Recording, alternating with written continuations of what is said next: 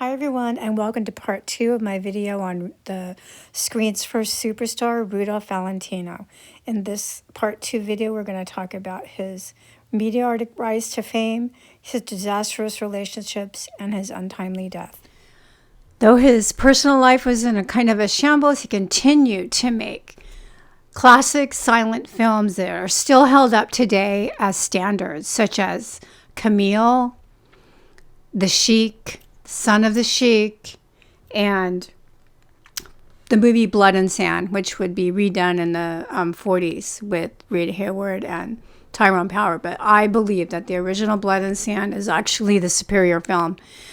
He got involved with a set designer named Natasha Rambova. She's very exotic from Russia. And she was considered lesbian, but he married her and they ran off and got married. The problem was when he came back to the States, he was arrested for bigamy because, oops, he forgot to divorce Gene Acker. So his good friend, June Mathis, had to come and bail him out of jail. I guess he got that squared away, and him and Rambova became husband and wife. It was a very weird relationship. She gave him a slave bracelet, supposedly, to let him know just who was the boss in the family. There's rumors they never even consummated this marriage. I don't know. I'm still really... Rudolph Valentino puzzles me with his behavior and all of these wild rumors. Like, who was he actually? Who was he really? I mean, that's the real question, right? He was a huge movie star. People loved him. He was a symbol of sexual appeal to women in the 1920s. But who was he in real life? That's the question I'd like answered. I'm going to read this part in my book that talks a little bit about his relationship with Natasha. Much was said of the marriage to Rambova, how she gave him a slave bracelet to show him who he was.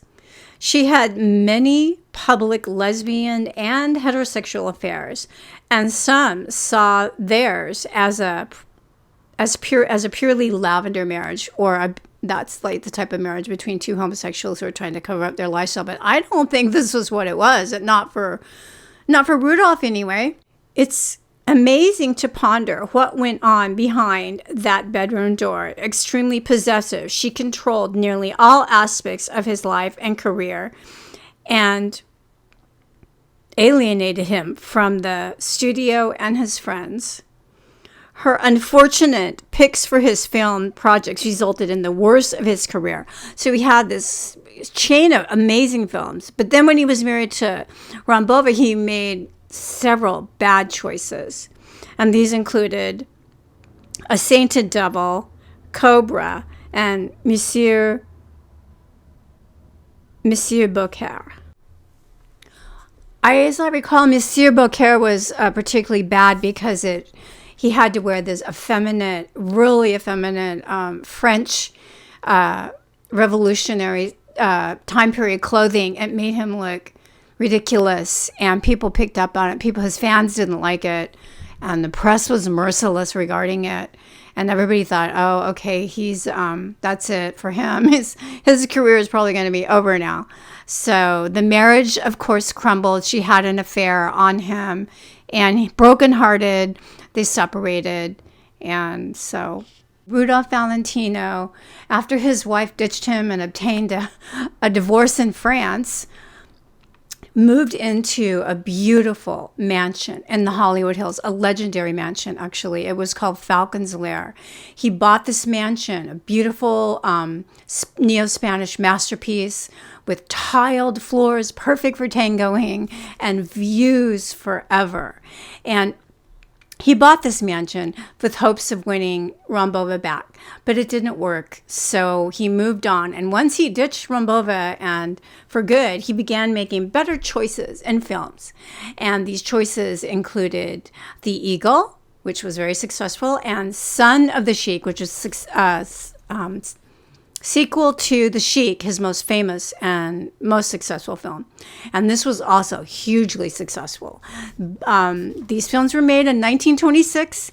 Things were looking up. He began dating the beautiful exotic Russian actress Pola Negre. I don't know what it was with him and Russians, but he really liked them. And Pola Negre and him began dating and seeing each other. And it was, things were looking up for Rudolph Valentino. Unfortunately, it wouldn't last. The good times wouldn't last. And in fact, his life would come to a short and abrupt end. So Rudolph Valentino in 1926, in August of 1926, he was in New York. He was on a tour promoting his latest film, The Son of the Sheik. He had been suffering from stomach pains for quite a while, several days, but he did not go to a doctor. Back then, people just sort of toughed it out. There wasn't such things as ERs or 911 or anything like that. So they kind of just toughed it out. But eventually, he became incapacitated and he was admitted to the hospital. And when they took a look at him, they realized he had not only a bleeding ulcer, but he also had an appendicitis. And his appendix had burst, spilling all this toxic stuff into his body and causing sepsis shock. And back then, this was a death sentence because they didn't have antibiotics to treat this with. It's still serious now. People still die from this. But back then, it was pretty much a death sentence. So there was really not a lot they could do for him.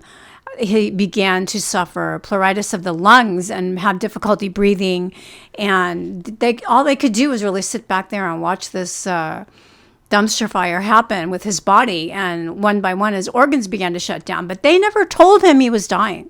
So when he would chat happily with the doctors, they would talk with him about his career and his plans. And he said he had all these plans for the future and he was going to do this and that and make all these movies. And they were like, yeah, sure. That sounds great. Yeah. And then, he fell into a coma.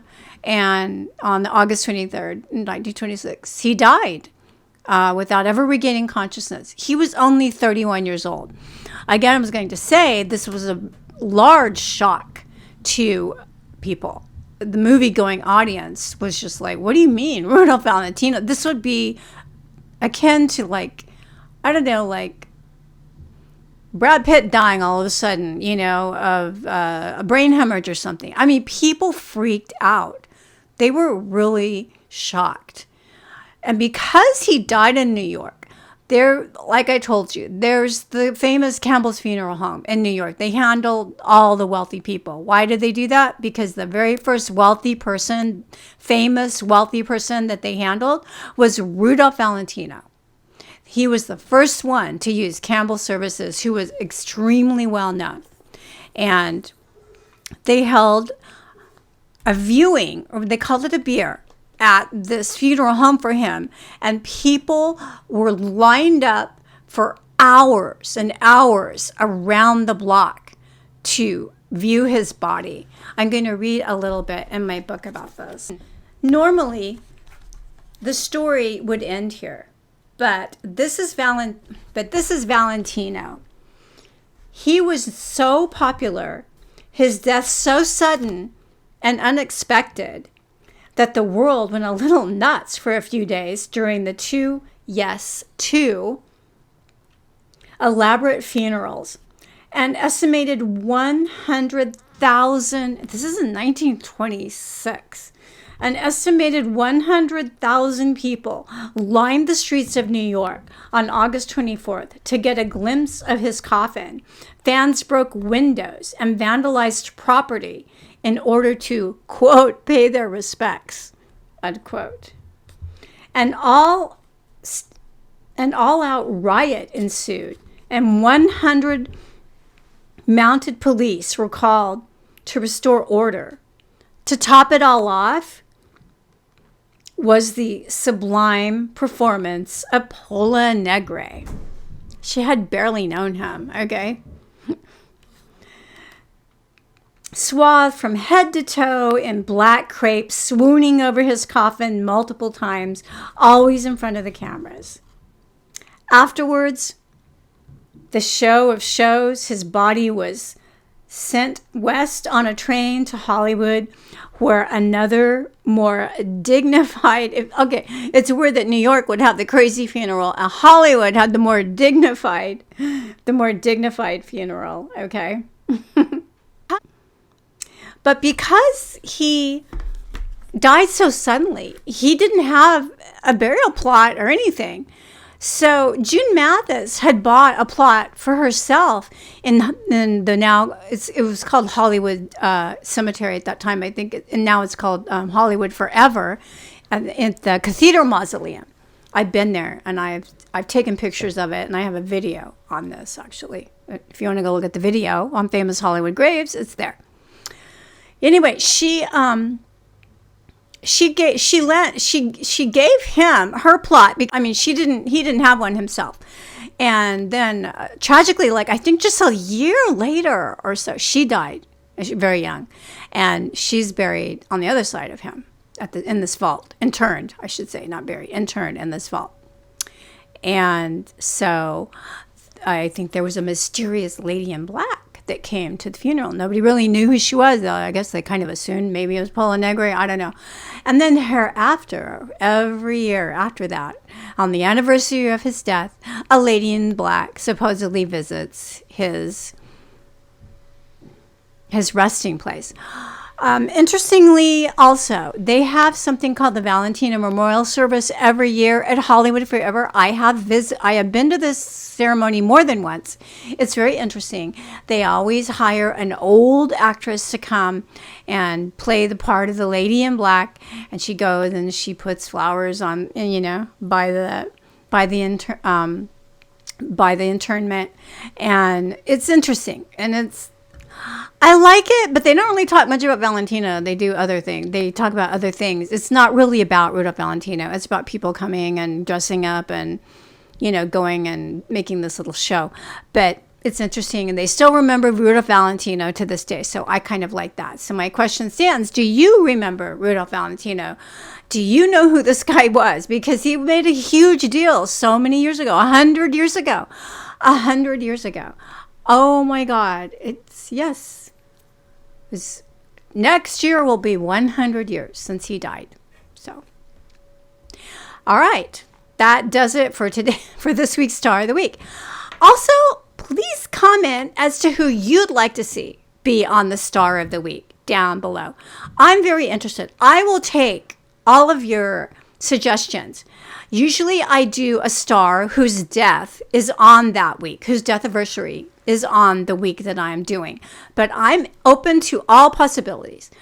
I'm also interested in your ideas for future videos, such as, would you like to see me do, for instance, Halloween? Would you like to see me do Haunted Hollywood?